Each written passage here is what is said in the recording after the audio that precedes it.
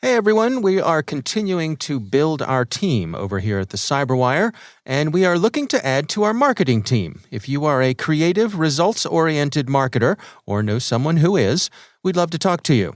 Passionate about podcasting and cybersecurity too? Well, that's even better. Find out more at thecyberwire.com/careers. And now, a message from our sponsor, CyberReason. Cybersecurity defenders don't fear ransomware, they end it. With CyberReason, defenders detect and stop ransomware that even others miss. A promise backed by their $1 million breach warranty. At CyberReason, they don't fear ransomware, they end it. Learn more at cyberreason.com.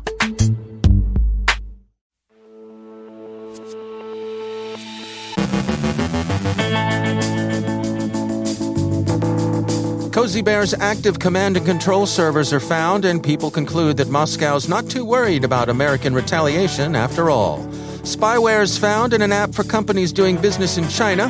What to make and not make of the Iranian document Sky News received. Phishing with Crimean bait. HTML smuggling may be enjoying a moderate surge. DoppelPaymer rebrands. Andrea Little Limbago from Interos on growing the next generation of cyber. Our guest is Jamil Jaffer from IronNet Cybersecurity on protecting the BlackHat Network Operations Center. And good news, that blackmailing bot really does not know what you did last summer.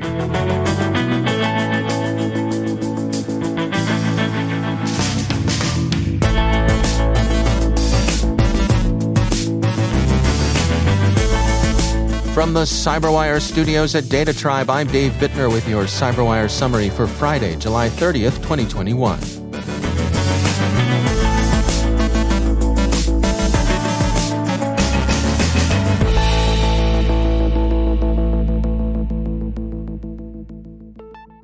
Security firm RiskIQ this morning reported having identified more than 30 active APT-29 command and control servers delivering WellMess and WellMail malware, espionage tools CISA identified last year as particularly active against COVID-19 vaccine development efforts in the UK, Canada, and the US. APT-29, also commonly known as Cozy Bear, is of course generally associated with Russia's SVR. Bloomberg sees the discovery as evidence that Russia isn't taking U.S. complaints of cyber activity targeting critical sectors particularly seriously. Indeed, the Russian embassy in Washington was positively blasé, simply referring inquirers to their earlier statement that people should avoid sweeping accusations, and saying that further discussions with the U.S. would surely improve the security of the information infrastructure of our countries. Kevin Lavelli, RiskIQ's director of threat intelligence, told Bloomberg, quote, "Often when an APT group receives a lot of public attention, either in security research or politically, it goes to ground for a bit until the heat is off. Our findings show that APT-29 is back to business as usual, despite widespread exposure in the SolarWinds episode, and a high-level summit where President Biden leaned on President Putin to be less aggressive in cyberspace. In fact, APT-29 is using the same malware they used to steal COVID-19 research a year ago, despite the fact that the US, UK, and Canadian governments called them out on it. They haven't missed a beat." End quote. Indeed, they haven't. As RiskIQ's own report puts it, the activity uncovered was notable given the context in which it appeared, coming on the heels of a public reproach of Russian hacking by President Joe Biden in a recent summit with President Vladimir Putin. The White House had a tight-lipped no comment. Cozy Bear's activities appear to occupy the gray zone of espionage. There's at present no suggestion that sabotage was involved, although theft of IP, reconnaissance, and battlespace preparation are certainly possibilities. Recorded Future's Insict Group has evaluated Beijing OnePass, an employee benefits application the Chinese government provides companies doing business in that country. The app appears to be spyware. Quote, "The installed application exhibits characteristics consistent with potentially unwanted applications and spyware. Some notable suspicious behaviors relate to several dropped files and subsequent processes initiated from the primary application. These behaviors include a persistence mechanism, the collection of user data such as screenshots and keystrokes, a backdoor functionality, and other behaviors commonly associated with malicious tools, such as disabling security and backup-related services." End quote. At the time of writing, it is unclear if the spyware features were added inside the Beijing OnePass software on purpose, or if they were inserted after a compromise of the company's software development pipeline. In fairness to Beijing, attributing the undeniable spyware functionality to China's intelligence services isn't a matter of certainty, since, as the Insect Group points out, it's possible that unknown parties, criminals or others, inserted the spyware after having compromised the app's development. Recorded Future called BJCA the state-owned enterprise that makes Beijing OnePass, but they were unwilling to comment. It's a problem for companies doing business in China. Quote, "While information about how the spyware functionality made it inside the app is still shrouded in mystery, its presence is undeniable.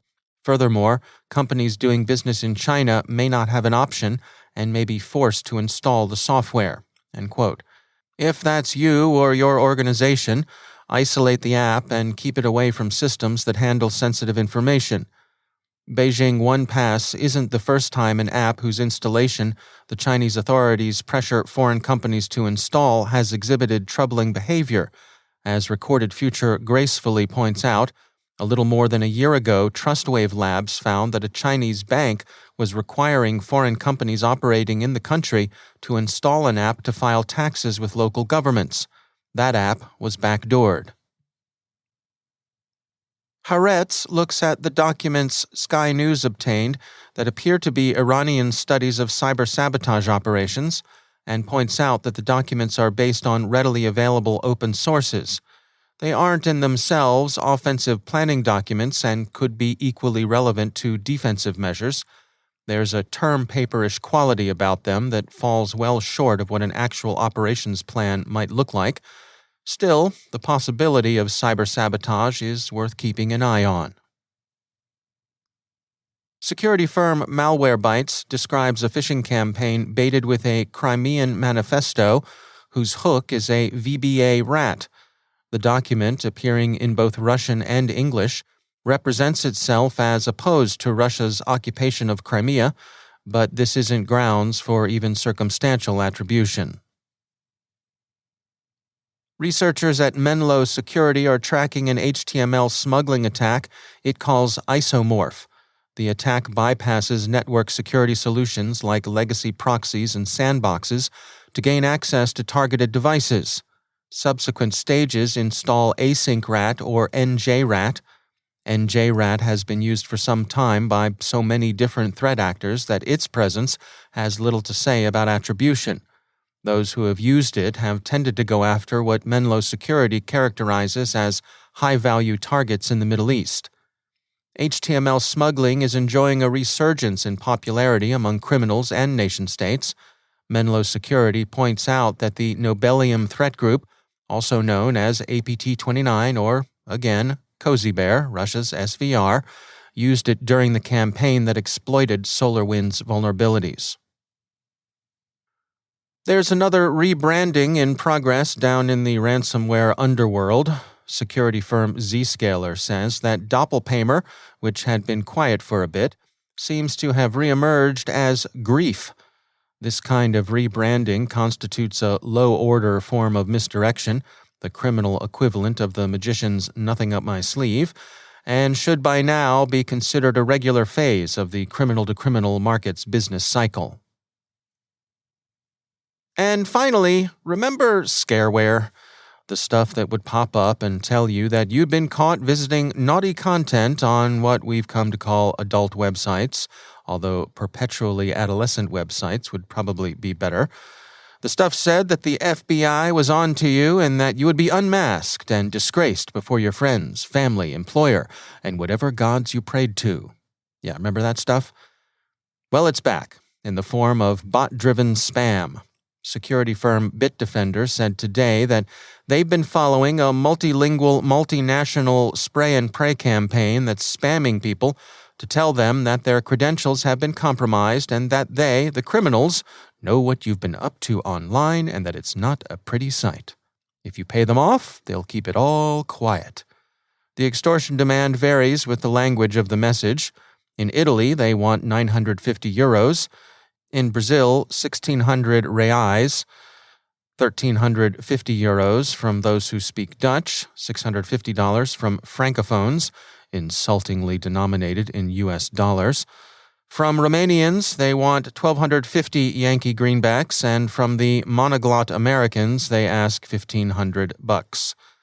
The price list suggests that consciences are about $100 guiltier in Amsterdam than they are in New York or even Los Angeles, which strikes us as unlikely, but who knows? All payments, naturally, should be remitted by Bitcoin. The good news? It's all hooey. They've got nothing on you. Delete that message and have a nice day.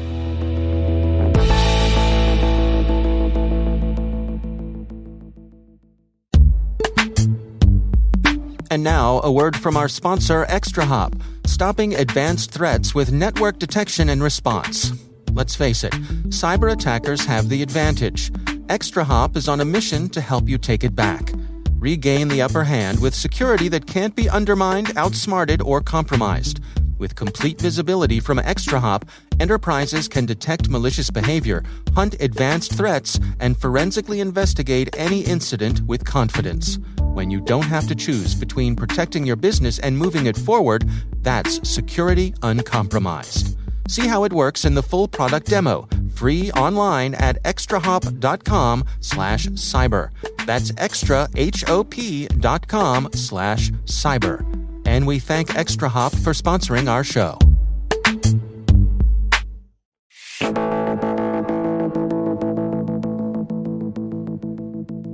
The BlackHat Conference is once again upon us, and this year IronNet Security are among the organizations partnering with BlackHat organizers to secure the event's Network Operations Center. It's an interesting task, to say the least, given the high profile and history of BlackHat. Jamil Jaffer is Senior Vice President at IronNet Security. Sure. So, IronNet Cybersecurity was founded by General Keith Alexander, the former director of the NSA and the founding commander of U.S. Cyber Command. And we brought together a great group of people, offensive operators from NSA, the best and the brightest, who were going up against the Russians and the Chinese, getting into their systems, and the defensive side, defending the U.S. government from these types of attacks, the DoD and the defense industrial base. And so brought together some great folks.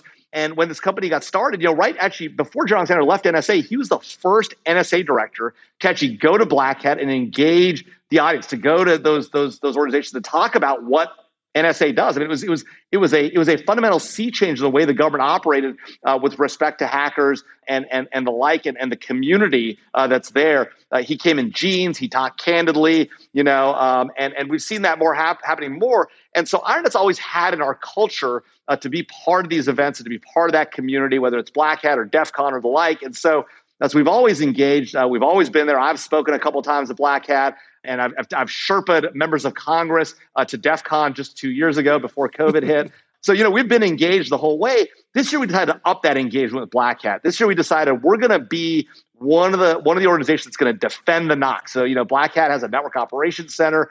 As you know, everyone tries to come after BlackHat to say you took out the network operations center at BlackHat is a matter of pride for both white hat and other hackers, gray hat and the like hackers. And so to be the organization defending the NOC is a big task. And so we're doing that this year. We're excited about it.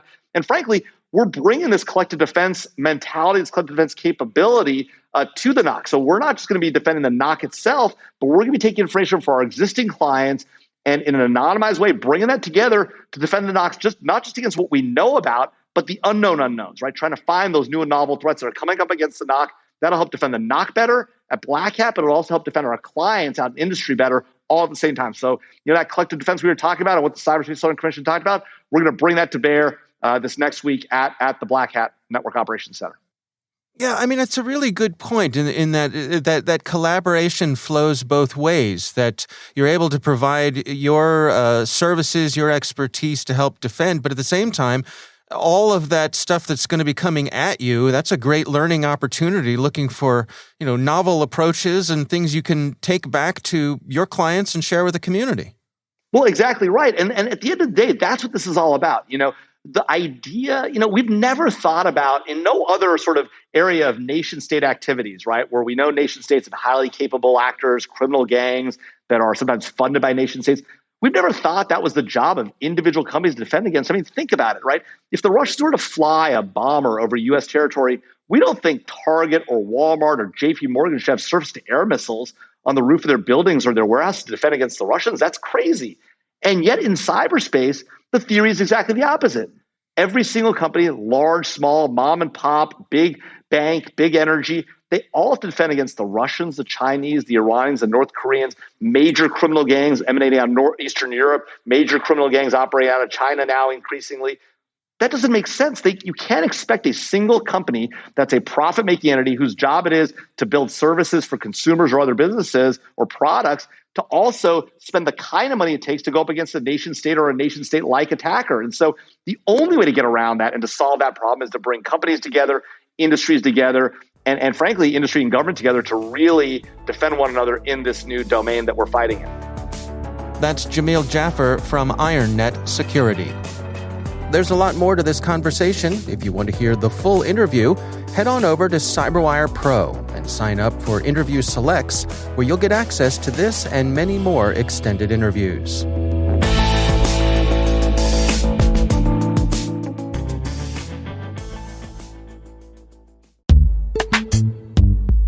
And now, a word from our sponsor, Ninjio. Are you still measuring the success of your cybersecurity awareness training program by the number of people who take simulated fish bait? That was yesterday's thinking. Reactive metrics don't provide an accurate indication of a true cybersecurity-aware culture. Instead, it's about proactive metrics that offer deep insight into how your employees are thinking about cybersecurity, what encourages them to report suspicious activity, and how often they are thwarting attacks. That's where Ninjio comes in.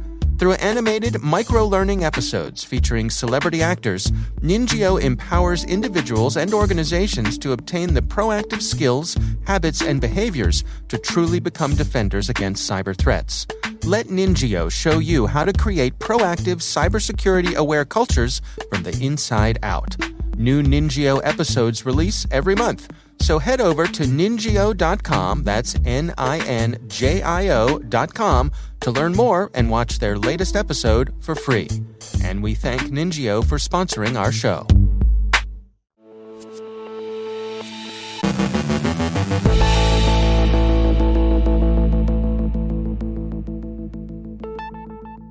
And I am pleased to be joined once again by Andrea Little Limbago. She's the Vice President of Research and Analysis at Interos. Andrea, it's always great to have you back. We always talk about how there aren't enough folks to fill all of the jobs that we have available in cyber. And I know you've got some stories to share of some of the next generation coming up, some kids who are interested in joining us in this good fight. Yeah, it's been one of those things where over the last year has certainly been hard for so many different reasons.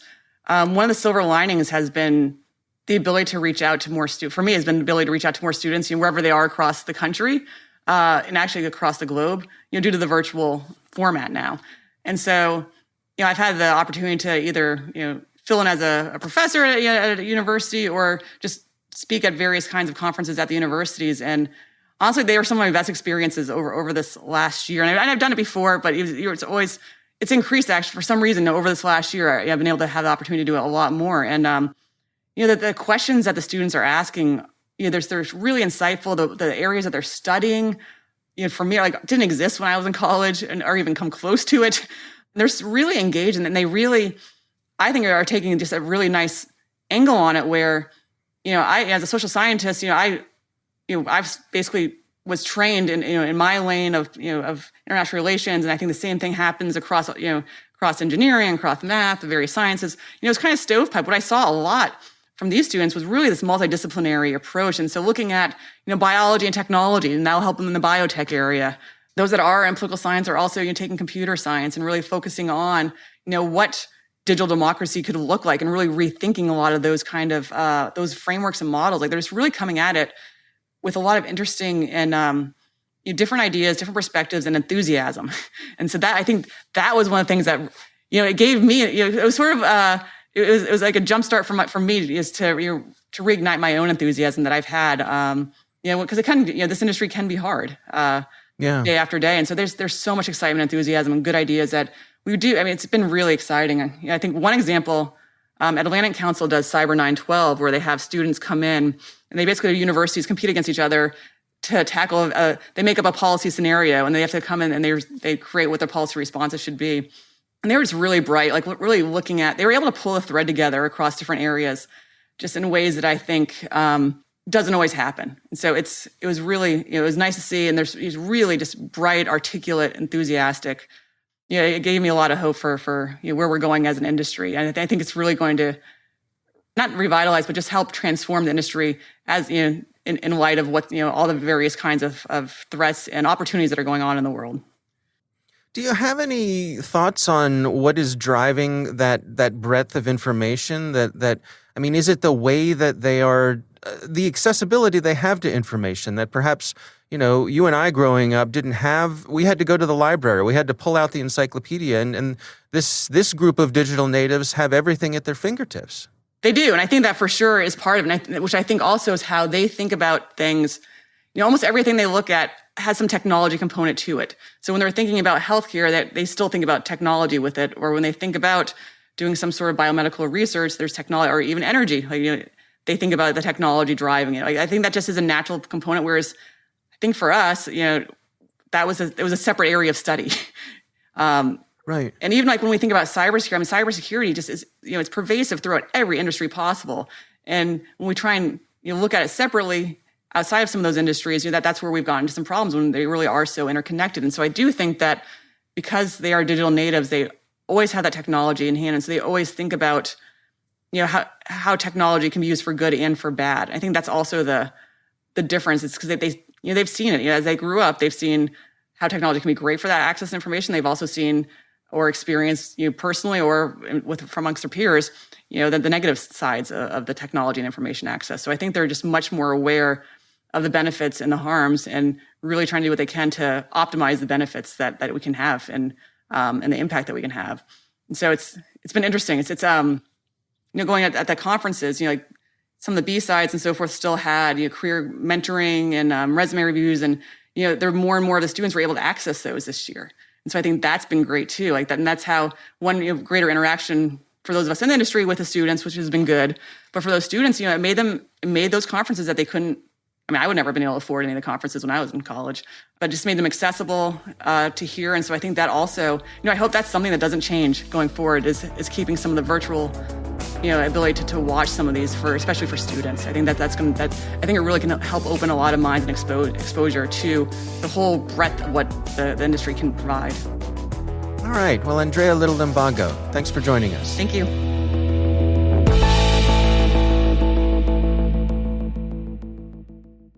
Thanks to all of our sponsors for making the CyberWire possible. Find out more about sponsoring our programs at thecyberwire.com/sponsor.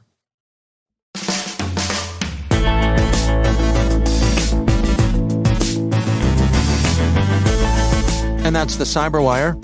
For links to all of today's stories, check out our daily briefing at thecyberwire.com. Be sure to check out this weekend's Research Saturday program. I'm speaking with Charity Wright from Recorded Futures INSICT Group. We're going to be talking about China's digital colonization. That's Research Saturday. Check it out. The CyberWire podcast is proudly produced in Maryland out of the startup studios of Data Tribe, where they're co-building the next generation of cybersecurity teams and technologies. Our amazing CyberWire team is Trey Hester, Elliot Peltzman, Peru Prakash, Justin Sabi, Tim Nodar, Joe Kerrigan, Carol Terrio, Ben Yellen, Nick Valecki, Gina Johnson, Bennett Moe, Chris Russell, John Petrick, Jennifer Iben, Rick Howard, Peter Kilpie, and I'm Dave Bittner.